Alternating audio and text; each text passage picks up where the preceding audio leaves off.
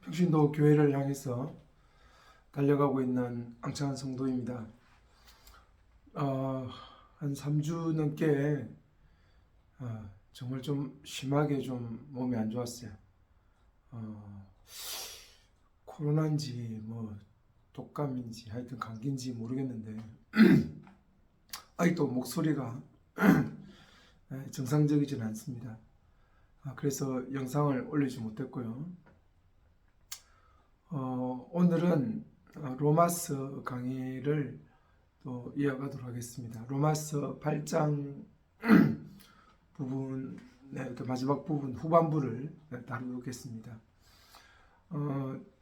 계속해서 제가 말씀드리고 있듯이 성경을 볼 때는 절대 어떤 개인적으로 하나님의 말씀을 받으면 안 됩니다.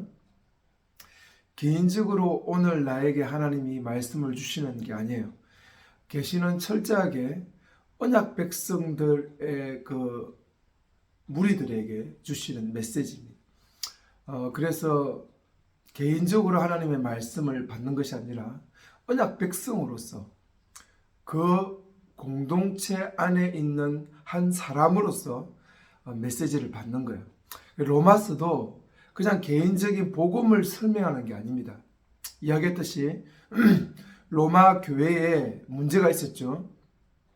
강한 자와 약한 자의 어떤 서로에 대한 경멸, 불신으로 교회가 일치되지 않고 그리고 바울이 말했던 그런 진정한 하나님의 복음 안에서 하나 되지 못했어요. 여기서 약한 자는 믿음이 약한 자가 아니에요.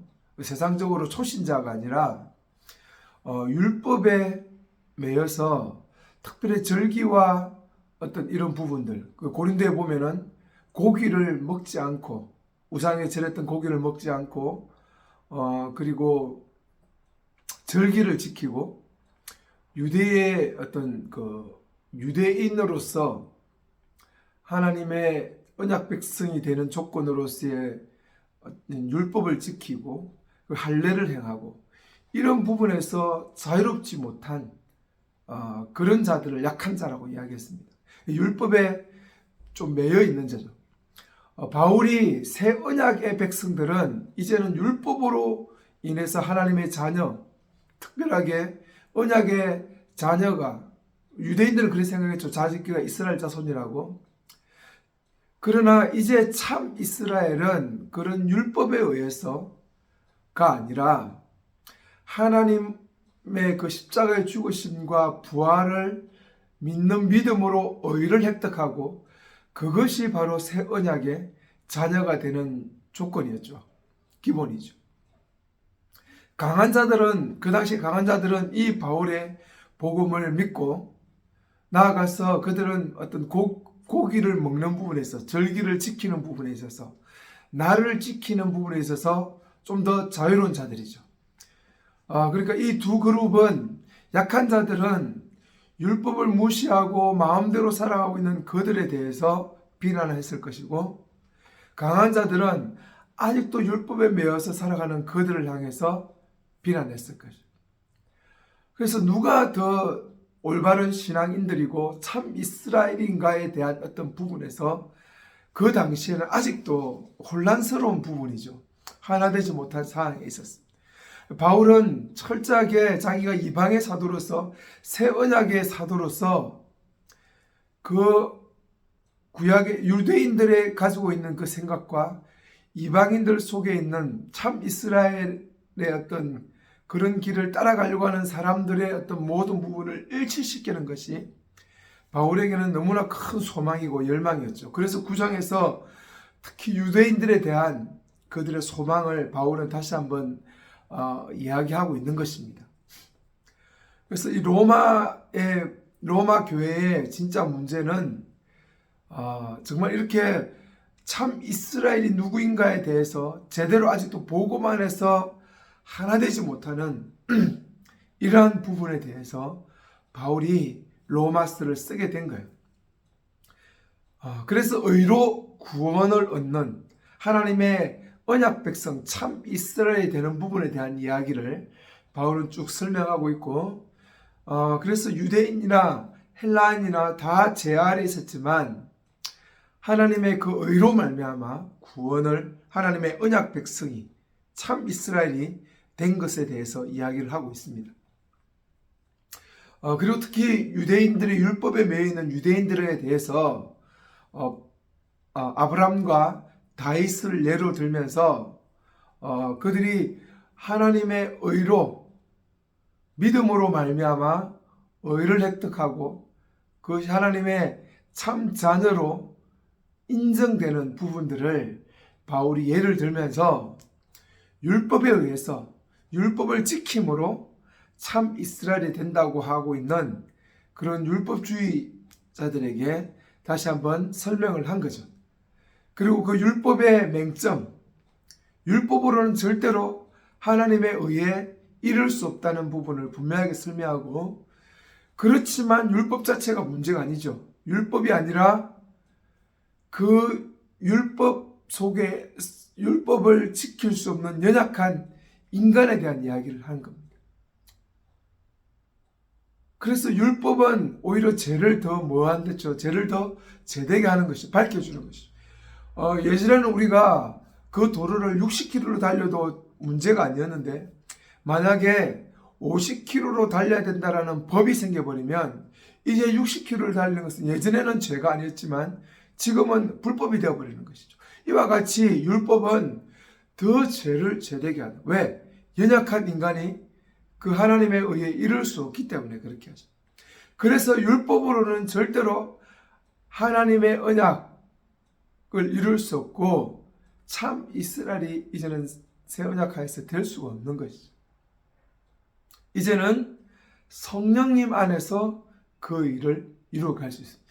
영이신 성령이 함께함을 통해서 우리가 하나님의 그 의를 온전하게 우리 속에서 이루어갈 수 있는, 영이 우리 안에 거하심을 말미암아 하나님의 자녀인 것을 인정하시고 가르쳐 주시고, 그 하나님의 영으로 말미암아 율법이 이룰 수 없었던 그 놀라운 의들을 이루어갈 수 있는 그러한 부분들을 바울이 설명하고 있습니다. 율법은 사망이죠. 그러나 영은 생명이라고 이야기했습니다. 예수 그리스도께서 이루어 주신 십자가의 죽으심과 부활을 우리가 온전하게 믿고 성령을 통해서 온전하게 믿고 하나님의 자녀로서 그 일들을 하나님의 자녀로서 우리가 온전하게 서갈 수 있는 부분에 대한 이야기를 바울이 7장, 8장에 대한 이야기를 통해서 풀어갔죠. 그리고 8장 후반부에 와서는 하나님의 그 성령으로 말미암아 우리가 하나님의 자녀된 것을 스스로 증명하고, 그리고 그 하나님의 그 자녀이면 예수 그리스도와 함께 하나님의 나라를 온전하게 상속받는 영광에 이르는 자들이죠. 그 구약의 이스라엘 백성이 그 하나님의 영광에 이르는 것, 그 영광이 뭡니까? 그 영광이 결국은 창세기 1장에서 보여주고 2장에서 설명하고 있는 그 에덴 동산 속에서 하나님의 진정한 안식에 이르는 것이겠죠. 하나님의 온전함을 누리는 것입니다. 하나님의 온전함을 누리고 하나님의 온전함을 보여주는 것이죠. 그것이 하나님의 영광이죠. 에베소서에서 그 하나님의 영광은, 하늘의 영광은 땅에서 이루어지는 교회가 하나님의 영광이었죠. 교회가 하나 되고 머리 대신 예수 그리스도까지 자라가는 것입니다. 그래서 하나님의 영광은 에덴에서 말씀하셨던 그 하나님의 안식에 참여하는 것이고, 결국은 그 하나님의 안식이 무엇인지를 세상에 보여주는 것이죠. 이렇게 다 연결되어 있습니다. 그 영광이라는 것이 그냥 실체가 없는 어떤 그냥 무한한 어떤 그런 상상의 어떤 것이 아니라 교회의 하나됨을 통해서 하나님의 안식이 뭔지, 삼위일체를 통하여 누렸던 그 안식이 뭔지를 온전하게 누리고 보여주는 것입니다. 그것이 하나님의 영광이죠. 그 하나님의 영광을 온전히 이루어가는 그 길에 쓰이는 하나님의 언약 백성들은 예수 그리스도를 통해서 성령과 더불어서 그것을 온전하게 누릴 것이고, 그러나 지금은 누릴 수 없죠. 아직까지는. 온전한 예수님의 재림을 통해서 그 부분은 완성이 되겠죠.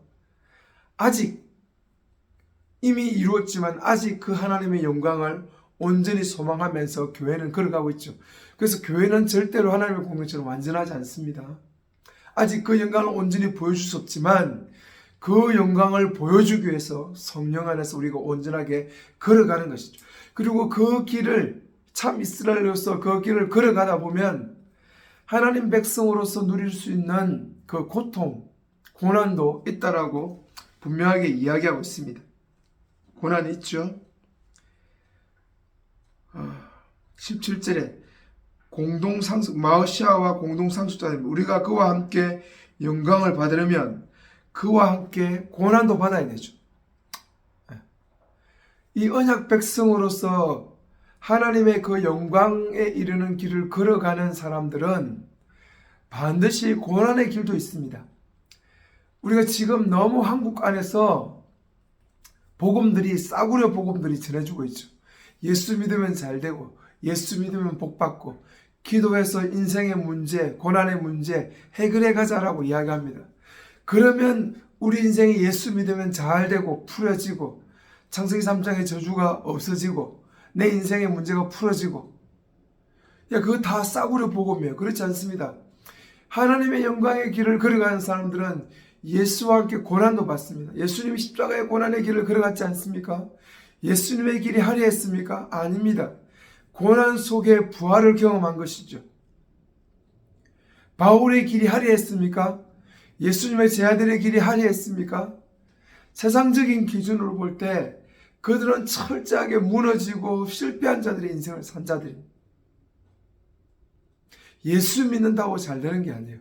그 영광이라는 것은 세상적인 기준의 화려함과 복 잘 되는 게 아니에요. 하나님의 그 영광스러움은 삼위일체 하나님, 언약의 그 온전함을 이루어가는 길은 고난입니다. 희생이에요. 그리고 그 길을 가다보면 유대인들의 핍박도 받았고 로마인들의 핍박도 받았지 않습니까? 이 세상의 조직들, 국가라는 조직, 그리고 어떤 우리 주변의 어떤 종교라는 조직들로 인해서 이 하나님의 안식을 이루어가는 사람들 속에 고난은 필수입니다. 희생은 필수예요. 그래서 좁은 길입니다. 이 영광의 길은. 그리고 참으로 피조물들, 모든 만물들도 이 하나님의 영광을 사모하고 이루어가기를 원하지 않습니까? 우리가 참 이스라엘로서 그 하나님의 안식을 쫓아서 지금 교회 안에서 우리가 걸어가는 이 길은 영광의 길일 뿐 아니라 만물이 다 회복되고 소망하면서 온전하게 바라보는 그 길입니다. 그래서 결국은 교회의 온전함은 이 온 세상의 만물의 회복과 연관되어 있고, 이 교회 공동체는 철저하게 만물의 회복을 소망하면서 걸어가야 되죠. 그래서 교회는 이런 자연에 대해서 어떤 자연을 보호하고 이러한 어떤 그런 그린피스 운동이나 이런 부분에 대해서도 관심을 가지고 적극적으로 그런 공동체들이 지원해 가는 것, 또 그러한 부분들을 생각해 가는 것도 상당히 의미가 있다라고 저는 그렇게 생각합니다. 그렇지만 진정한 이 영광, 하나님의 영광은 예수님의 재림을 통해서 모든 피조물들이 다 회복될 것입니다. 그러나 이 길이 고난의 길이고 어려움의 길입니다. 그래서 성령께서 날마다 우리의 연약함을 위해서 기도하시는 거예요. 여러분, 우리 이 본문이 모든 것이 협력하여 선을 이룬다는 것이 어떤 내 개인적인 어려움, 내 개인적인 힘든을 하나님께서 기도를 통해서 풀어가신다라고 본문을 보시면 안 돼요. 이렇게 문맥적으로 전체적인 그런 의미를 가지고 이 본문을 안 보니까, 뚝 떼어서 그냥 보니까 많은 사람들이 성령께서 우리를 위해서 기도하십니다, 우리의 인생을 풀어가십니다, 성령께서 우리의 간절함으로 우리의 모든 부분을 이루어 가시기 때문에 우리의 인생은 잘 될 것이고 풀어질 것입니다 라고 설교를 하는 거예요. 그렇지 않습니다. 이 본문은 그걸 이야기하는 게 아니에요. 하나님의 그 영광에 이르는 길은, 참 이스라엘로서 그 안식에 참여하는 그 길은 쉽지 않습니다. 어렵습니다. 연약한 우리의 부족한 부분, 아직도 그 구속을 이미 이루었지만 온전하게 이룰 날을 바라면서 걸어가는 그 공동체의 길은 쉽지 않아요. 힘들어요. 성령께서 협력하여 선을 이루어 가십니다. 할렐루야. 그걸 믿는 거예요. 그 믿음을 가지고 교회가 걸어가는 것입니다. 그리고 더 큰 하나님의 은혜를 말씀하셨습니다. 참으로 우리가 아직까지 이루어지 보이지 않는 그 소망을 쫓아간다면 인내하고 기다리라고 이야기하죠.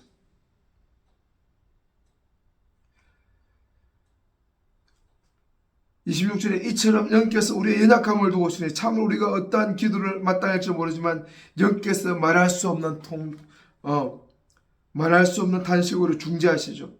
영께서 마음을 살피시고 영적인 생각이 무엇인지 아시니 영께서 하나님의 뜻을 따라 성도들을 위하여 간구하시, 성도들을 세워주시는 것입니다. 그래서 부르심을 받은 자들에게 모든 것이 함께 일하여서 선을 이루어 가십니다. 이렇게 이야기하고 있죠. 그 아들의 형상을 닮도록 얘기하시니 그 아들이 많은 형제들 중에 맏아들이 되게 하셨기 때문에 그 예정하신 이들을 그가 부르셨고 부르신 이들을 그가 의롭다 하셨고 의롭다 하신 이들을 그가 영광스럽게 하셨습니다. 그렇다면 이에 대해서 무슨 말을 합니까? 하나님께서 우리를 위하신다면 누가 우리를 대적합니까? 하나님께서 그 사랑으로 우리를 붙드시고 돌봐주시는 것입니다. 핍박이나 환난이나 기근이나 대적자들이나 누가 그 하나님의 사랑에서 우리를 끊을 수 있을까라고 이야기하고 있습니다. 그 하나님의 사랑은 어떤 것으로도 끊을 수 없다고 분명하게 우리에게 이야기해 주고 있어요. 여러분, 그 영광의 길, 언약의 길, 참 이스라엘로서 하나님의 온전한 그 공동체를 통해서 하나님의 영광을 드러내는 그 일을 걸어가는 것은 힘들고 어렵습니다. 그래서 성령은 무한한 탄식으로 우리를 위해서 기도하고 계십니다. 모든 것이 협력하여 선을 이루어 가십니다. 하나님께서 그 하나님의 사랑으로서, 그 엄청난 사랑으로서 우리를 돌봐주시고 우리를 지켜주십니다. 누가 끊겠습니까? 바울은 이 확신을 가지고 있습니다.